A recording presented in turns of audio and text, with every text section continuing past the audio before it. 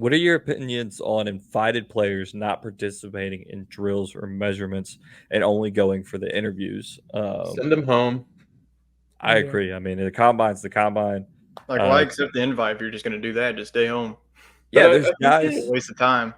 cost some guys like some opportunities. Like we're talking about Xavier Worthy and Brian Thomas more than we are Marvin Harrison Jr. all of a sudden, and obviously Like you Harrison just Jr. said. is going to be drafted high, but it gives some guys a chance to really jump up. A guy like Caleb Williams and Marvin Harrison Jr., Malik Neighbors, they can probably do whatever they want and still be drafted at the top of their position.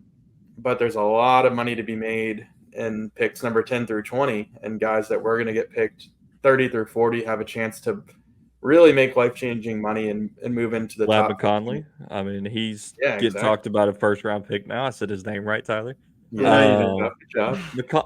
McConkey, right? Yeah, That's there you go. Conkey. Well, you said You gotta just Conley, send these but other it's guys. Oh, I said Conley.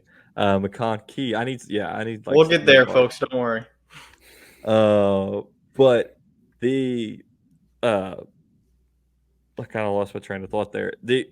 I don't like the guys just showing up and doing interviews. Like you can do that any other time because you're taking away from some of the players that didn't get an invite that have some skills they want to show off. So that's kind of my issue with it, and they can jump forward, which I think we saw a lot of this weekend. Or guys that just show up to do like run the 40 and do like one or two drills. I'm fine with that. At least you're participating, right? Maybe you don't want to run all these other drills because you know you're weak in that one spot and you're training and you want to show off at your pro day.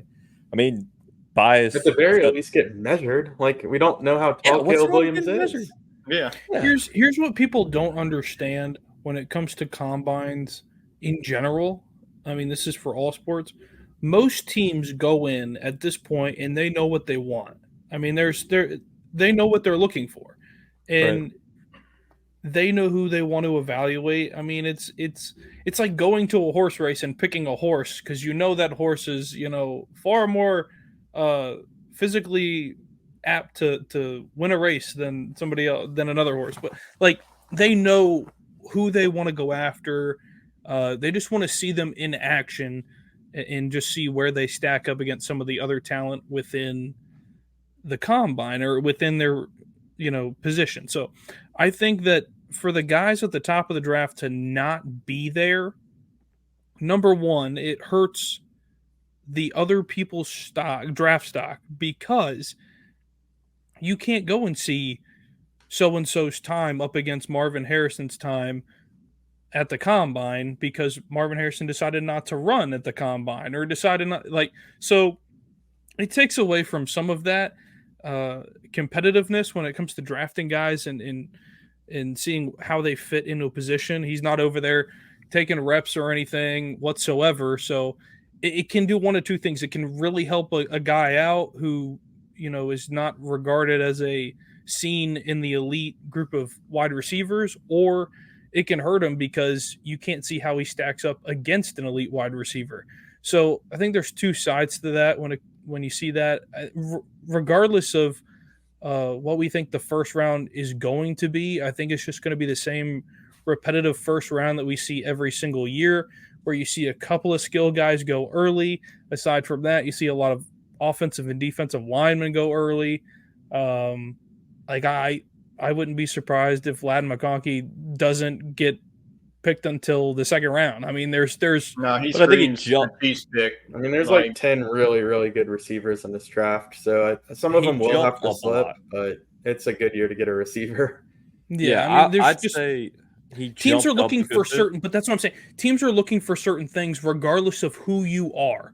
I mean, the whole name, image, likeness thing in college is going to go out the window when you decide to go to the NFL because there are so many different guys there that who cares what their name, image, and likeness are.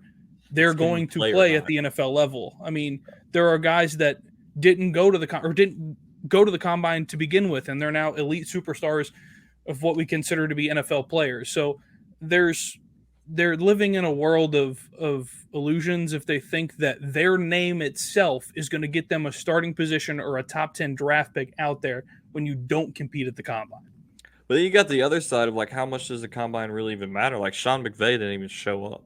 Right. Like some coaches don't even go because they know a lot of the guys they're looking for don't even do anything. I don't understand the not getting measured part. Like, okay, the physicals, like the medical evaluations, the physicals, I didn't realize this. Each team has their own doctor that does it. So you sit there for however many teams, 15 to 32 teams, if you got all of them doing it, and they poke and prod you. I can see why that would be uncomfortable and maybe you don't want to do that all day.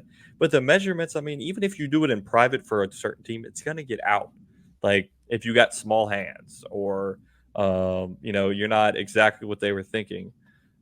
So You should get measured as soon as you walk into convention center, and Right. they should do it old school and line everybody up and take a tape measure and get that over with, and you should get a photo taken and answer some interview questions, and then if you want to go home. But you don't need these guys standing around in sweats watching the other guys throw, distracting them from.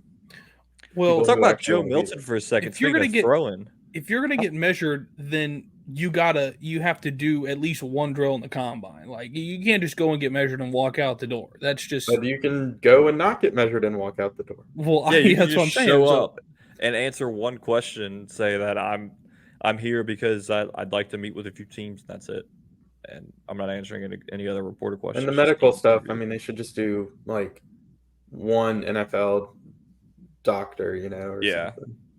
But Yeah, I I mean, I understand get the teams that. are invested in their and ultimately a product that they're getting, they don't want it to be defective. So Right.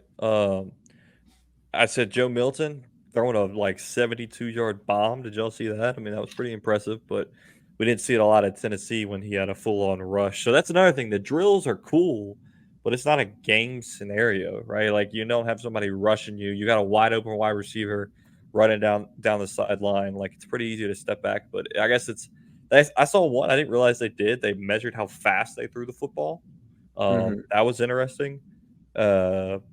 And then, of course, everybody was freaking out about J.J. McCarthy going into the top 10. I feel like you got pretty good quarterbacks this year to where you don't have to take McCarthy top 10. You can let him slide to. just depends. Like Jacob said, if there's a need at 8 or I like 9, this one. then that's But who there's you gotta always a take. surprise quarterback going in the first round that we don't expect. It happens every year. That's true. Joe Milton. There you go. Nielsen add one-on-ones to the combine to show real talent. go like That- Oklahoma drill, like Well, I think he meant like that wide would be receiver insane. corners. Like I guess you okay. run the risk of injury, but you run the risk of injury if you're out there participating. Oh, anyway. don't tell them that. They'll never show up. They'll just Yeah, Yeah. the they'll 40-yard say, dash. "Oh, I'm going to opt out of my rookie year, and you can still pay me."